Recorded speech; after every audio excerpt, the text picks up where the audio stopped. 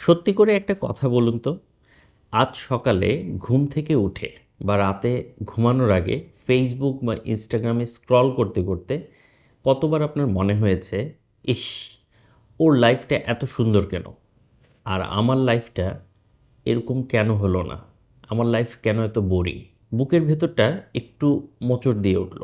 চিন্তার কিছু নেই, আমাদের সবারই একটা গোপন রোগ আছে, আর সেটার নাম হলো কম্প্যারিজন সিনড্রোম বা তুলনার রোগ। আমরা নিজের দুঃখের চেয়ে অন্যের সুখ বেশি দেখে কষ্ট পাই। এই তুলনা আসলে আমরা কেন করি? আসলে এই দোষটা পুরোপুরি আপনার না, দোষটা আমাদের ডিএনএর। হাজার বছর আগে আমরা বনে জঙ্গলে যখন থাকতাম, তখন আমাদের পূর্বপুরুষরা নিজেদের তুলনা করত বেঁচে থাকার জন্য। ও আমার চেয়ে জোরে দৌড়াতে পারে, তাই ও বাঘের হাত থেকে বাঁচবে, কিন্তু আমি বাঁচবো না, আমি মরে যাব। তখন তুলনা ছিল জীবন বাঁচানোর জন্য। আর এখন এখন আমরা তুলনা করি, ওর আইফোন আছে আর আমার অ্যান্ড্রয়েড, আমি তো সমাজে টিকতেই পারছি না। ব্রেন এগুলো আদিম যুগের সিগন্যাল দিচ্ছে, কিন্তু বাঘের বদলে আমাদের ভয় সমাজের স্ট্যাটাস। এখন আমরা আসি সবচেয়ে বড় যে কারণটি, সবচেয়ে বড় শত্রু সোশ্যাল মিডিয়াতে। মনে করুন আপনার বন্ধু ফেসবুকে ছবি দিল, সে মালদ্বীপে সমুদ্রের পাড়ে বসে ডাব খাচ্ছে। এখন আপনি আপনি অফিসে বসের ঝাড়ি খেয়ে ডাল ভাত খাচ্ছেন। এখানেই আমরা ভুলটা করি, আমরা অন্যের হাইলাইট রিলের সাথে নিজেদের বিহাইন্ড দ্য সিনের তুলনা করি।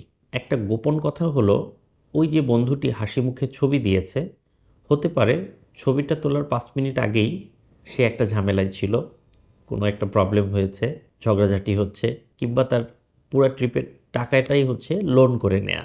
ছবিতে ফিল্টার লাগানো যায়, কিন্তু জীবনের সমস্যায় কিন্তু ফিল্টার কাজ করে না। কিন্তু আমরা সেটা ভুলে যাই এবং এগুলো দেখে আমরা ডিপ্রেশনে চলে যাই। আমাদের ছোটবেলা থেকেই কিন্তু এই তুলনার বীজ বুনে দেওয়া হয়। মনে আছে সেই পাশের বাসার আন্টি বা আত্মীয়র কথা? দেখো, ও জিপিএ 5 পেয়েছে, ও ফার্স্ট হচ্ছে, এত ভালো করছে, সব কিছু পারছে, আর তুমি, ওর চাকরি হয়ে গেল, তুমি এখনও বেকার।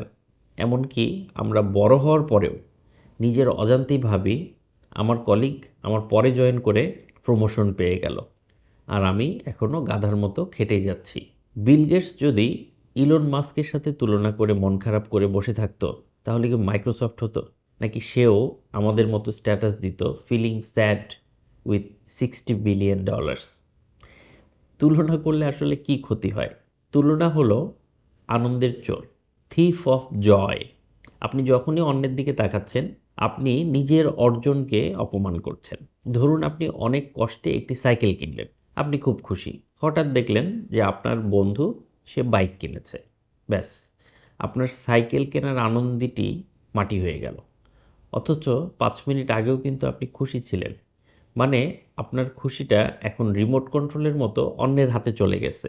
এটা কি বোকামি না? আপনার খুশি আপনার কাছে, অন্যের সাপেক্ষে আপনার খুশি নির্ভর করে না। এই চক্র থেকে বের হওয়ার উপায় কি আসলে? আমি আপনাদেরকে 3টি সহজ টেকনিক দিচ্ছি।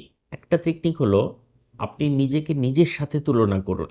অন্যের চ্যাপ্টার সাথে নিজের চ্যাপ্টারের তুলনা করবেন না। কারণ সে হয়তো চ্যাপ্টার 20-এ আছে, আপনি হয়তো চ্যাপ্টার 1-এ আছেন। এই পার্থক্য থাকবেই। গত বছর আপনি কোথায় ছিলেন আর এখন কোথায় আছেন, আপনি এটা দেখুন। যদি 1%ও উন্নতি করে থাকেন, সেটি হচ্ছে আপনার সার্থকতা। কৃতজ্ঞতা বা গ্র্যাটিটিউড। প্রতিদিন অন্তত 3টি জিনিসের জন্য আপনি কৃতজ্ঞ থাকুন। আপনার যা আছে, অনেকেই হয়তো সেটা স্বপ্নেও ভাবতে পারছে না। আপনার কাছে যেটা সাধারণ ডাল ভাত, কারো কারো কাছে সেটাই বিলাসী ভোজ। Social media detox. যাদের পোস্ট দেখলে আপনার নিজেকে ছোট মনে হয়, তাদের আনফলো বা মিউট করে দিন। বিশ্বাস করুন, এতে আপনার জীবন অনেক শান্ত হবে। নিজের মানসিক শান্তি ওই ভার্চুয়াল লাইকের চেয়ে অনেক বেশি দামি। মনে রাখবেন, পৃথিবীটা কোনো রেস বা দৌড় প্রতিযোগিতা নয়। আপনি কারো চেয়ে পিছিয়ে নেই, আবার কারো চেয়ে এগিয়েও নেই। আপনি আপনার নিজস্ব টাইম লাইনেই আছেন। সূর্য আর চাঁদের মধ্যে যেমন তুলনা হয় না, তারা যার যার সময় জ্বলে ওঠে, আপনিও হয়তো আপনার সময়ে ঠিকই জ্বলে উঠবেন। তাই অন্যের দিকে তাকানো বন্ধ করুন আর আয়নার দিকে তাকান। কারণ আপনার আসল প্রতিযোগিতা ওই মানুষটার সাথেই, যে আয়নায় আপনার দিকে তাকিয়ে আছে। আপনারা ভালো থাকবেন, দেখা হবে আবার পরের একটি ভিডিওতে।